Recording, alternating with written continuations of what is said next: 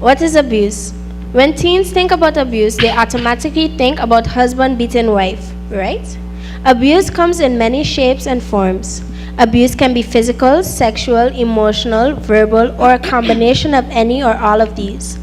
Abuse can also be neglect, which is when parents or guardians don't take care of their basic needs of the children who depend on them. Abuse is to do or use something to bad effect or bad purpose. Physical abuse is often the most easily recognized form of abuse. Physical abuse can be any kind of hitting, shaking, burning, pinching, biting, choking, throwing, beating, and other actions that cause physical injury, leaving marks or cause pain.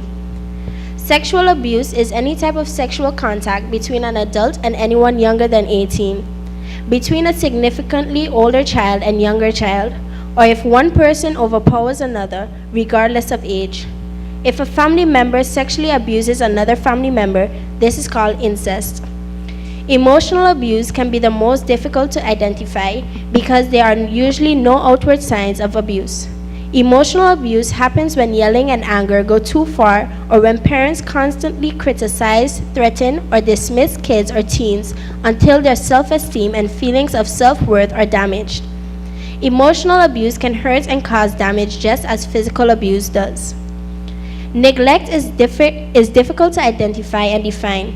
Neglect occurs when a child or teen doesn't have adequate food, housing, clothes, medical care, or supervision.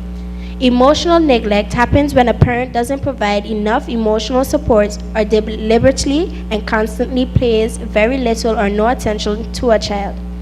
This doesn't mean that a parent doesn't give a kid something he or she wants, like a new computer or a cell phone, but refers to more basic needs like food, shelter, and love. Family violence can affect anyone. It can happen in any kind of family. Sometimes parents abuse each other, which can be hard for a child to witness.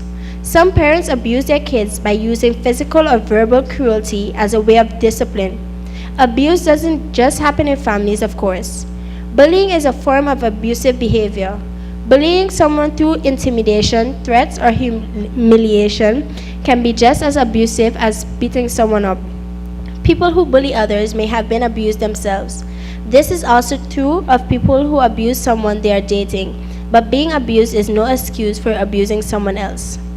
Let's say a friend comes to you and says, "Hey, Balquisha, me and George got into a fight and I slapped him and girl, he gave me one carpet and a box out of this wall, sent me flying straight through the room and into the wall.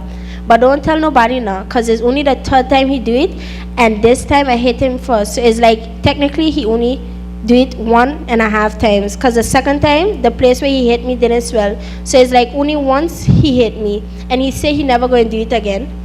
Remember, this is your teenage friend. How many of you will consider this abuse? Now, I usually tell my friends, and I'm sure that they can all attest to this, that I always say if my boyfriend, husband, man have to ever play crazy and hit me, I will first report it to the police 3 times. And each time I say I don't want to press charges. And the 4th time he hit me, I go tie him to the bed and pour hot oil all over him and kill him. Then the police could never say, he never beat me because I reported abuse several times before. See, this is the result of me either watching too much Lifetime or being around strong women who fight for their right. I don't know. But with all of this being said, I don't know what I would have done in a situation like if this occurred. And we often tend to say we will do this and that and not really know how we will truly react in this type of situation. Recognizing abuse. It may sound strange, but people sometimes have trouble recognizing that they are being abused. Recognizing abuse may be especially difficult for someone who has lived with it for many years. A person might think that it's just the way things are and there is nothing that can be done. People who are abused might mistakenly think that it's their fault for not doing what the parents tell them, breaking rules, or not living up to someone's expectations. Why does abuse happen? Sometimes abusers manipulate those who are abusing them by telling them they did something wrong or asked for it in some way, but that's not true. There is no single reason why people abuse others, but some factors seem to make it more likely that someone may lose control, yell, hit, or hurt. Sometimes growing up in an abusive family can lead to a person lead a person to think that example is a good way to discipline others. Others become abusive because they are not able to manage their feelings properly. For example, someone who is unable to control anger or can't cope with stressful personal situations like the loss of a job or marriage problems may lash out on others inappropriately. Also, drinking too much or use of drug can make it difficult for some people to control their actions. What are the effects of abuse? When people are abused, it can affect every aspect of their lives, especially self-esteem. How much harm is done often depends on the situation and sometimes on how severe the abuse is. Sometimes a seemingly minor thing can trigger a big reaction. Being touched inappropriately by a family member or being told to keep secrets, for example, can be very confusing and traumatic. Teens who are abused or have been in the past often have trouble sleeping, eating, and concentrating. They may not do well at school because they are angry or frightened or feel like they just don't care anymore. Many people who are abused distrust others. They may feel a lot of anger towards people and themselves, and it can be hard to make friends. Abuse is a significant cause of depression in young people. Some teens can only feel better by doing things that could hurt them, like cutting or abusing drugs or alcohol. They might even attempt suicide. People who are abused may have trouble getting help because it means that they'll be reporting on someone they love, someone who may be wonderful as much of the time and awful to them only some of the time. What should someone being abused do? People who are being abused need to get help. Keeping the abuse a secret doesn't protect anyone from being abused. It only makes it more likely that the abuse will continue. If you or anyone you know is being abused, talk to someone you or your friend can trust. A family member, a trusted teacher, a doctor, a school, or religious youth counselor. Many teachers and counselors have training in how to recognize and report abuse. Many teens who have experienced abuse find that painful emotions will linger even after the abuse stops. Working with a therapist is one way to sort through the complicated feelings and reactions that being abused creates, and the process can help to rebuild feeling of safety, confidence, and self-esteem. Now, I'm not telling you as soon as mommy and daddy give you a little hit, you're going to call 911 and say your mother and father are abusing you. No, but hopefully with this information, you will know when to report abuse properly. I'm here, as was expressed by, on behalf of the Minister, the Honorable Minister Patricia Lawrence, who sends her regrets as she had to travel. I'm, as was mentioned, the Secretary General, and therefore we're delighted to bring our greetings on behalf of the Minister and also of the Ministry in its entirety. So in general, as we recognize this International United Nations Day of the Rights of the Child on abuse, its relevance for St. Martin, and therefore, as you may know, the conventions, of course, has a couple of guiding principles, and I think it might help to bring that a little bit to the forefront because it might trigger you a little bit in your questions that you may have for the panelists later on.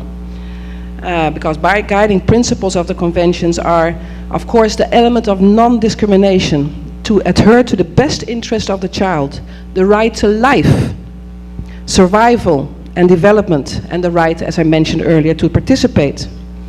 They are critical in the conventions, and they have been laid down and further detailed in 4 themes: survival and development, as I mentioned, the protection rights, and the participation rights are key. And therefore, this morning is about your rights for protection. That's what the elements of abuse are about. These rights include, therefore, all forms of child abuse. I must compliment the keynote speaker this morning, the student, for the explicit and very detailed manner in which you brought it across. You detailed it, you defined it, and you also make it relevant to you. And I hope that everybody is able to see how this domestic abuse is relevant in your personal life. Maybe you've met indeed those friends that you highlighted in terms of the cases and the words and the situations as expressed. Maybe you have them as your friends as well, or in your family. And I think by these type of reflections, these type of panels, we able to bring it closer to home and also to form our opinions and our principles and have more ways how we are going to deal with those type of things as a society at large. I would like to, on behalf of the Department of Youth Affairs, of the Ministry of Education, Culture, Youth Affairs, welcome you this morning, and I hope that it will be a blessing to you, our youngsters, to hear from our panelists about abuse, ways that can help you cope with it, where you can go for assistance. Now, at this moment, I would like to recognize in our midst Ms. Priscilla Baird and Mr. Jean-Marc from the French side, who are also here with us this morning.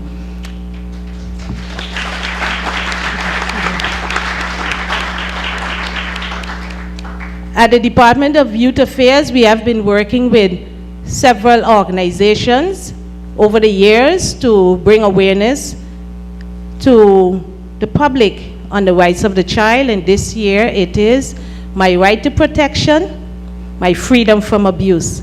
And that is what we want to provide to you, our children, the children of our nation.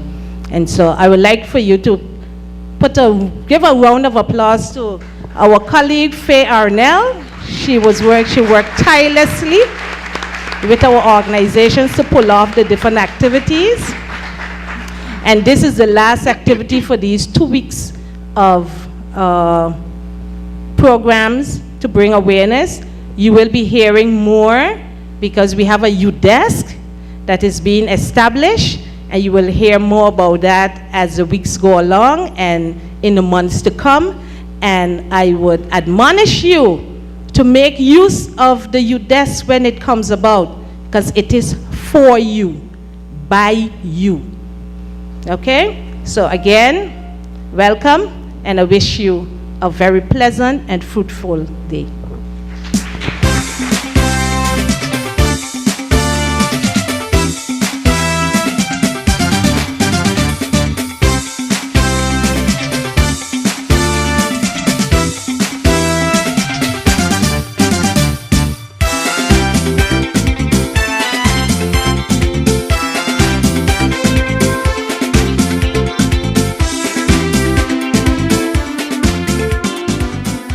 Sexual abuse, physical abuse, emotional abuse is a topic.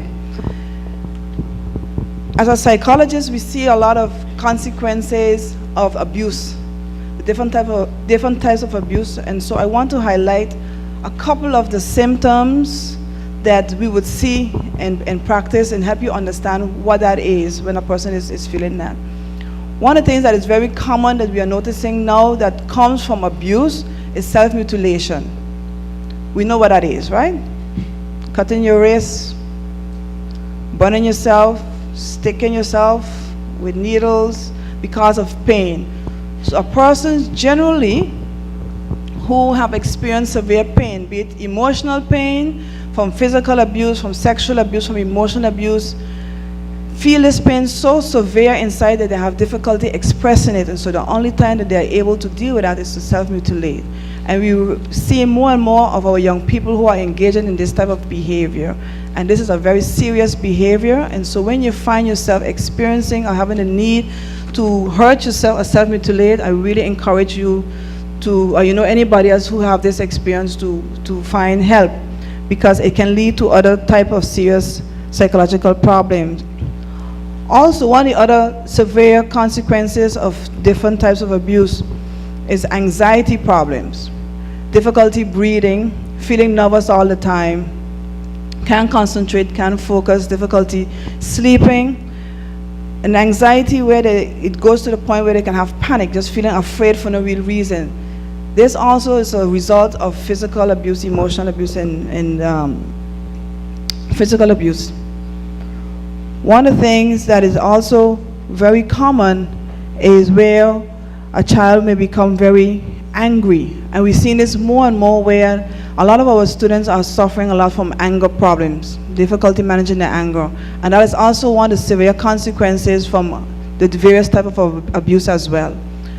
The anger where they are difficulty communicating with others because of the need to be aggressive, the need to be violent, the need to attack. And this comes because of unable to settle that emotion that is inside. Difficulties trying to deal with that pain, and so the person lashes out because of the different abuse that they have. Depression. Depression is very common also from the different type of abuse, where you see a child is always very sad, always in a bad mood, always very angry, and can't really put their finger on why they're always so sad, why are they always so angry. But when you're able to go a little further back, then we realize that this child has experienced some form of abuse. The don't care attitude, it doesn't matter to me, I don't want to go to school, don't tell me nothing, I don't care.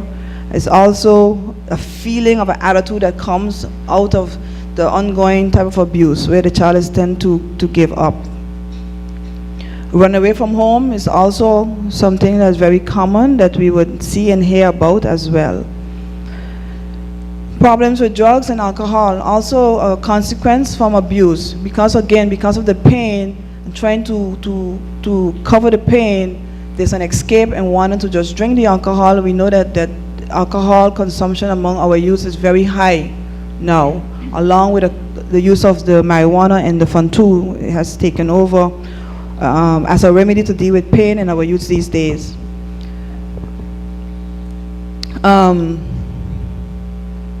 Sexual abuse.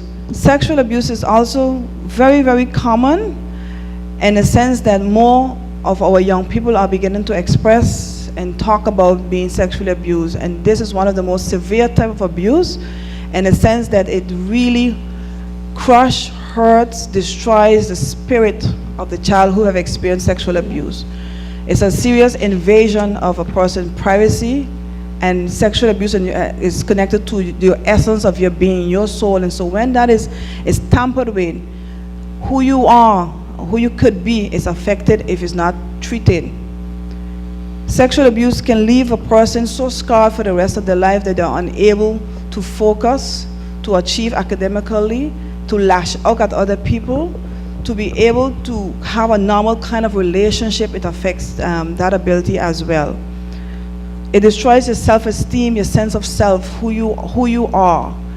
So it's very important, persons who are experiencing sexual abuse, to be able to seek and get help so the healing can begin. Because if there's no healing, the rest of your life is also affected by the lack of any type of intervention. I'm sure you know that physical abuse is punishable by law, by criminal law, right? And it means all the abuse that causes pain or physical injury. Okay, that's the two criteria. And you can get up to 4 years of prison sentence for that. And if it's about assault against your wife or your child, the prison sentence can be heightened with 1/3. So even in criminal law, it acknowledges that if you use physical abuse against someone within your family, especially your child, it's worse, and you must be punished more severe than in other cases. So it shows you how we look at it, how we think about physical abuse. What I'm going to do is discuss 4 criminal cases from the law practice in Holland, just to show you what can be done in criminal law. And I'm sure that also it will trigger you because of the types of abuse that I will discuss. It's all cases about the physical abuse, not about sexual abuse, I must say. I heb het beperkt. Yeah. No, they yeah. limited it. Limited, thank you. I limited to the physical abuse. But it will surely trigger you about the types of abuse that were discussed and punished in these criminal cases. Also, it will show you, because I notice that most people think, but if I file a complaint, then my parents or my uncle or whatever, he will be thrown in jail. And I don't want him to go to jail. I want it to stop. Well, I'll show you that these types of punishments are not only about throwing somebody in jail, but really into how are we going to prevent from happening it again, okay? So the first criminal case was about a caregiver in a daycare center. And she was taking care of a toddler, a 1-year-old, and he got into a tantrum quite often. And what she did is opened up the tap with really cold water and hold the toddler with his head under the running cold water. And she did that several times. Well, the parents, they heard about it, they filed a complaint, and the judge said, yes, that's assault. Whereas the caregiver said, I think it's a good way of disciplining the child. And also it stopped because he got out of the tantrum. I did it several times. But the judge said, no, this is not an acceptable way of punishing, disciplining a child. And he said, parents should be able to bring their kids to a daycare center and be sure that they are taken care of in a well way, in a good way. And he added, I think also that she might knew that it was not a really acceptable disciplining method because she actually didn't talk about it to her colleagues. So she kept it quiet. And it was because one of the colleagues saw it several times that she mentioned it to the parents. So what did the judge say? Well, it is child abuse, it is punishable by law, but I will not give you an extra punishment because you already lost your job. So the consequences are already there, and I think you will not do it again. That's the first case. Then the second case was about a father who actually from the day that the 2 children he had, 2 little sons he had, were born, used to abuse them. And he did that by hitting them hard in the face, on their hands, and also, especially when they were a bit older, he grabbed them really tightly at their arms, and there were bruises on their arms. He said, well, you know, I think it's a way of disciplining my children, and I don't know any other way. So this is the way I do it. This is the way my parents did it to me. So I think it's acceptable. The judge said, no, it's not acceptable. It's a form of child abuse.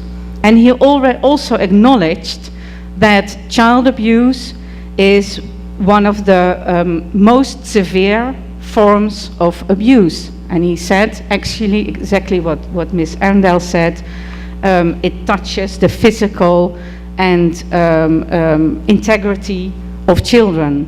And they are vulnerable, and they need to be protected, especially by their father, especially by their parents.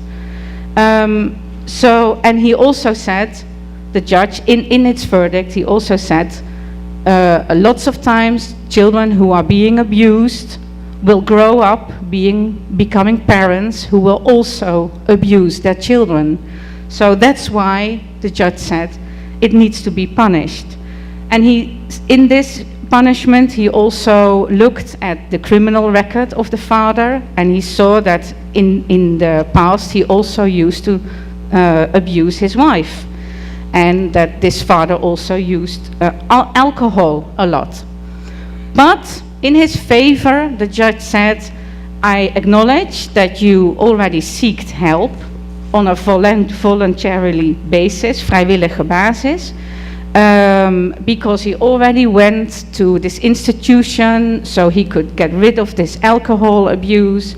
He promised he would not do it again, because now from the criminal case, etc., he understood that it was not acceptable. So that's why the judge said, okay, in this case, I have to look, what was the punishment again? Oh yes, he had to do a community service from 120 hours. Then the third case. In this case, it was about a stepmother. A stepmother who gotten the care of 2 young children. When she came into the family, the children were 2 and 5 years old. And she started to punish the children by, and it says here, by hitting them with a belt, with a shoe, with shoes, with an umbrella, with a stick, well, practically with everything that she could hit with, I would say. And then this stepmother said, she said, but you know, I'm a Jehovah's Witness. And in my faith, it says in the Bible that I can discipline my children and I can do it with a stick. So, you know, this prevails my faith, and I have the right to live up to my faith. I have the right, the freedom of religion. And then the judge said, yes, you do have the freedom for religion. You also have the freedom of your culture, because this woman also said she was from out of Holland. She was living in Holland. She didn't speak the language. And she said it's also a cultural thing. And then the judge said, yes, you do have the right to freedom, the freedom for religion. You have the freedom of your cultural background. But the right of the child for protection, which is laid down, and it's here in the verdict, in Article 19 of the International Treaty of the Rights of the Child, is more important. So that comes first. So he punished her, and he said she needs to do a community service of 120 hours.